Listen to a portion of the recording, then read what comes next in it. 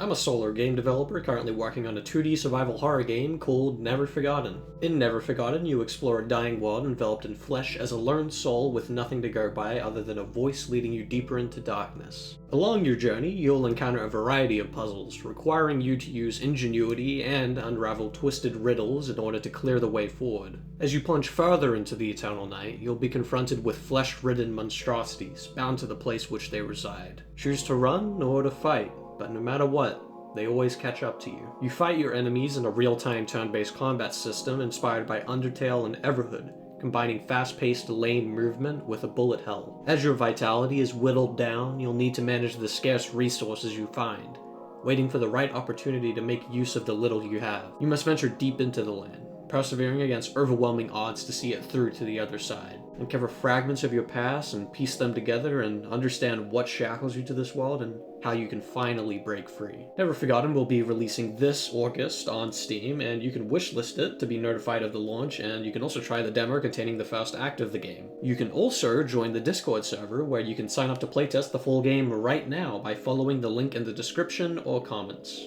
Follow the directions in the playtesting application channel for further details. If you've been following my progress in the past few weeks, then you'll remember that I'm just about finished with my game. I recently have had some friends playtest the full game, and aside from a few minor adjustments and fixes here and there, things have gone great. So, now that the first wave of testing is done, I plan on getting the game ready for all of the Discord playtesters. My goals for the week are to respond to feedback from my friends, bump up the difficulty and refine it across the early and mid game, and just add a few additional areas to reward players for keen exploration. I had already responded to a majority of the feedback from my friends, so I didn't have too much to do in that regard. Before moving on to the bigger stuff like new content, I thought I'd decorate an area of the game which was quite bland. This structure here is supposed to be overtaken with flesh and falling apart, but stepping inside, you don't really get that impression whatsoever. As a result, I spent some time working on flesh to populate the environment, and the before and after really speaks for itself. Following the new art, I needed to adjust the difficulty throughout the early and mid game, as all of my friends tended to breeze through these sections while absolutely stacked with items. I took the time to buff enemy attacks, adjust enemy stats, adjust items and their placement,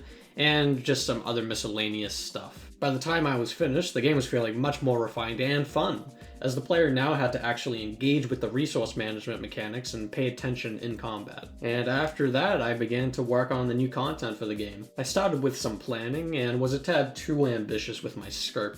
I wanted new enemies and fully realized areas, but my 1 week time frame just wouldn't allow for all of that. So the enemies were cut and the size of each area was cut down as well. In the future, I'd like to revisit some of these ideas, like adding some additional boss enemies and areas, since that would complement the design of the game quite well. I got to work putting the new areas in the game, of course just starting with the layout and camera framing. Once that was finished, I would place whatever decorations and items which were needed and move on to the next. Something I'm quite proud of myself for is that I don't tend to reuse assets all that much, barring a few obvious exceptions such as background trees. Under this strict deadline, however, I realized that I just don't have the time to make a bunch of assets for these areas, so I attempted to make do with the assets I had when decorating them. I'd say this turned out well, but in the future, I'd possibly like to go back and replace a few of the assets with their own unique sprites. Of course, when I was finished implementing all of the new content, it needed to be tested, so after testing it and fixing any issues, it was good to go.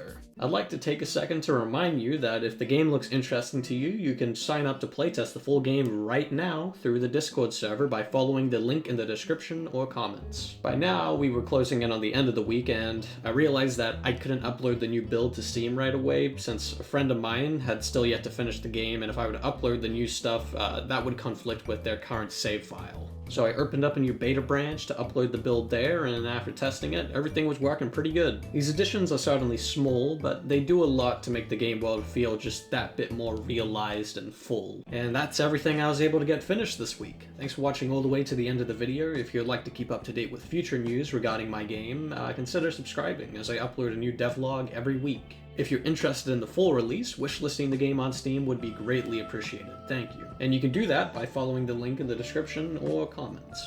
And one last time, for good measure, if you'd like to playtest the full game right now, you can join the Discord and sign up for playtesting by following the directions in the playtesting application channel. Anyways, that's that for this week's devlog. I'll be back next week with another video about something. Until then.